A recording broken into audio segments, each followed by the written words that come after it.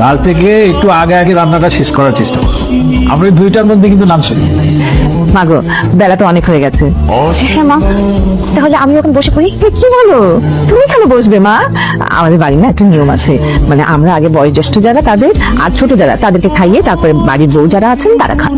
মায়া, রান্নাটা একটু তাড়াতাড়ি করলে ভালো হয়, কারণ তাড়াতাড়ি রান্নাটা করলে সবাই তাড়াতাড়ি লাঞ্চটা করতে হবে। আর এমনিতে তো আমি অফিসেই থাকি, তোমরা যদি টাইম মতো খাবারটা না খাও তাহলে কেমনে হবে বলো তো? বৌমা, তুমি একটা ভুল কাজ করে ফেলেছো। তোমার মাছ কাটা শিখতে হবে। আহা, এত বড় একটা মাছ আনলাম, সে মাছকে কি করে কেটেছে? কথা শেষ করে এদিকে আসো বৌমা। বৌমা, কোথায় যাচ্ছে মা? জি মা, একটু বেড়াতে যাচ্ছি।